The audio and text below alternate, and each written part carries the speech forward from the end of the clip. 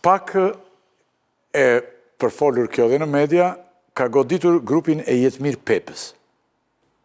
Grupin kriminal të Jetmir Pepës. Që shumë kush, shumë njerëz se kanë dëgjuar çështë, i cili merri me trafik ndërkombëtar të lëndëve narkotike. Janë 11 urdhra areste dhe sekuestrimi miliona eurove pasuri. Çfarë është ky grup? Ku është zhvilluar aktivitetin? Sa kohë? Konkretisht për çfarë akuzohen pastaj? Ç'është ky grup? Dhe sa kohë ka aktivitet? Se këta janë marrë dhe me biznes të gjohë. Tani, prokuroria posaçme, apo do vazhdosh?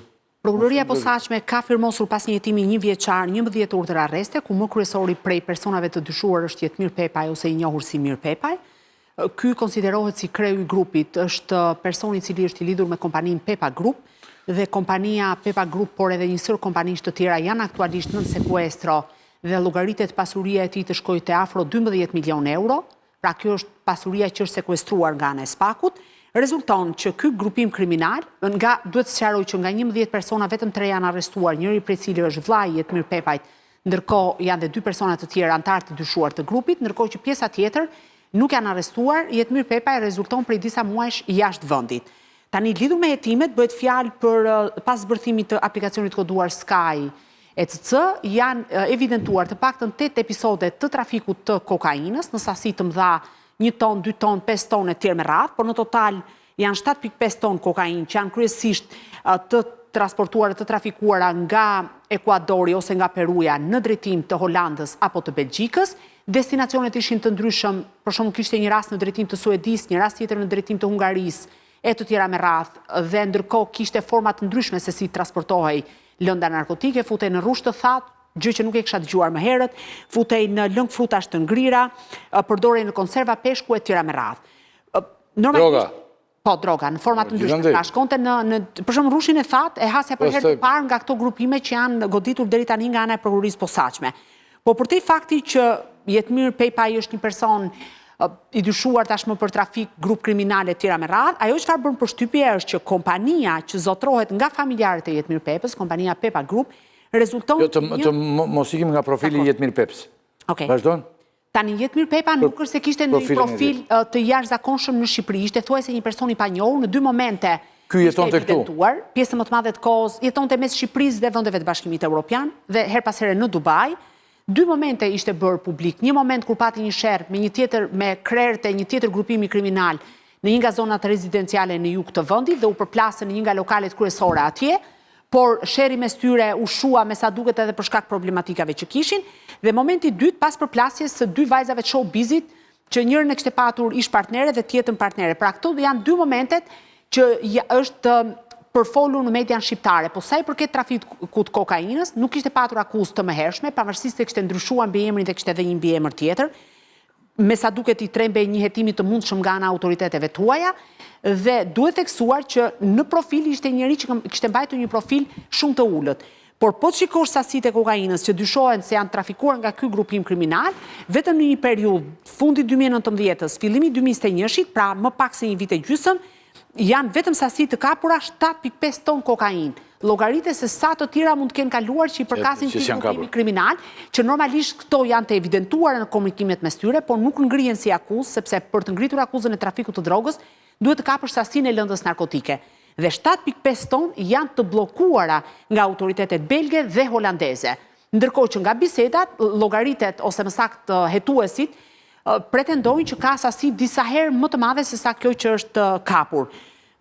Problemi është që gjithë këta të cilët dyshohen sot për trafik kanë kompani dhe kompania e lidhur me të kishte fituar vetëm kompanie vetme 12 procedura tenderuese. Si bashkim operatorësh ekonomik, por në Bashkinë e Tiranës ishte një ndër Bashkia e Tiranës në Bashkinë e Tiranës bën rekonstruksion shkollas. 52 tendera publik. Po them e vetme, të lutem, e vetme kishte fituar, po ka edhe akuzën e pastrimit të parave. E vetme ka fituar 12 tendera, kryesisht me Bashkinë e Tiranës dhe me bashkitë e rretheve, fusharës e tjerë me radhë. Pra që janë Kuksin e tjerë. Ndërkohë si bashkim operatorësh ekonomik, sepse janë dhe disa kompani të tjera të cilat nuk përfshihen në këtë hetim, prandaj nuk po i citoj, bëj fjalë për disa projekte të rëndësishme të rindërtimit.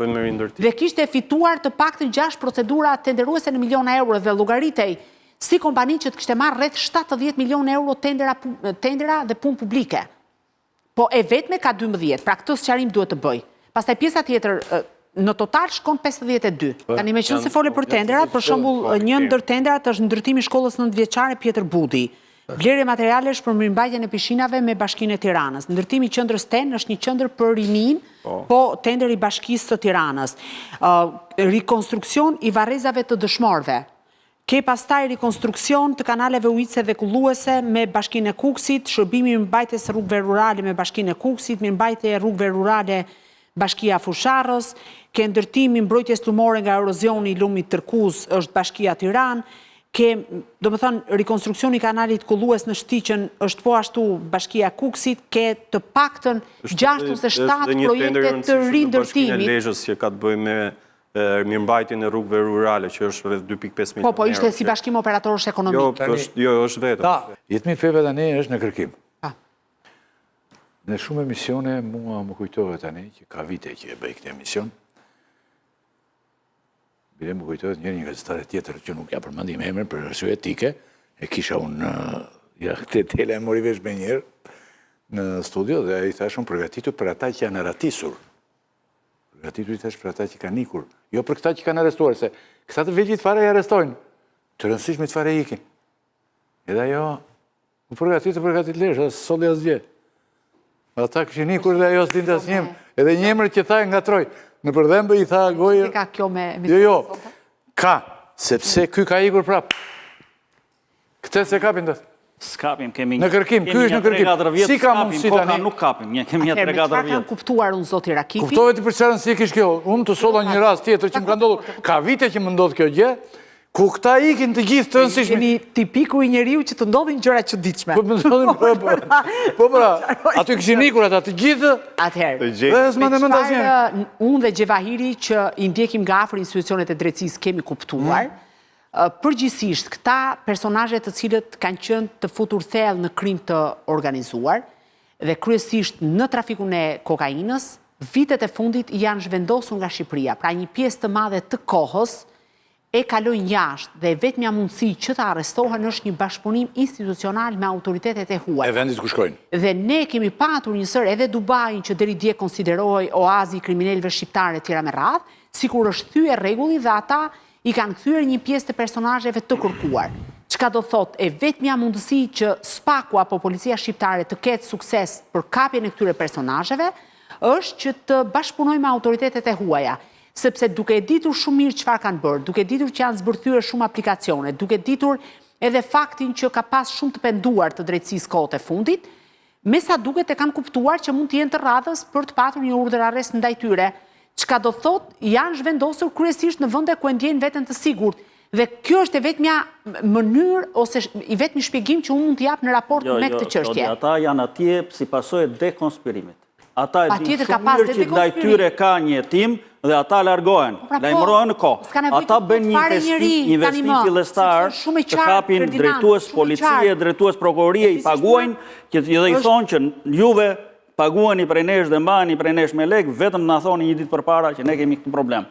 Prandaj është një problem. Tani që ka patur dekonspirim, nuk është problem se janë jashtë, janë jashtë se janë prej dekonspirimit që të gjithë. Të lutem, nuk ka patur, ka dhe do të ketë gjithmonë dekonspirim. Disa vitet e fundit, 3-4 vitet e fundit, patjetër që masa e operacioneve të dekonspiruara ka qenë shumë e lartë. Por po të them dhe katastrofë. Po pra shumë e lartë tani, nëse quajmë katastrofë, si të duash, si të duash. Ajo çfarë po them tani është që sot e vetmja mundësi për të patur sukses autoritetet është vetëm bashkëpunimi me të huajt. Dhe ne kemi patur plot raste që ata që deri dje i konsideronin të paprekshëm, autoritetet e huaja i kanë kthyer. Sa ekstradime kemi, Gjevahir? Kemi një numër shumë të lartë e ekstradimeve në kërkim. Po në kërkim sa kemi? Kemi dhe në kërkim. Në kërkim dhe shumë se sa janë ekstraduar. Por ama ka një gjë, autoritetet e huaja, zoti Rakipi, të gjithë janë në kërkim. Në 2 vitet e fundit, autoritetet e huaja kanë kthyer më shumë se në çdo rast tjetër. Dhe ky është fakt sepse nuk po mbajnë më njerëz të krimit shqiptar atje. Pjesën dërmuese që i kërkon prokuroria e posaçme i kanë kthyer kur i kanë kapur. A ka nga këto personazhe që jetojnë, po më po ne kemi durrës sa të duash, personazhe të shumë kërkuar që rrinë aty. Dhe policia e shtetit duhet realisht mobilizohet për t'i arrestuar, se jo të gjithë janë jashtë vendit. Patjetër që ka dhe të konspirim, ka lidhje me policinë, me segmentet caktuara e tjera me radhë. Ka, domethënë, dyshimet të mëdha për edhe dekonspirime. Edhe dekonspirim, patjetër. Dekonspirime të shumta.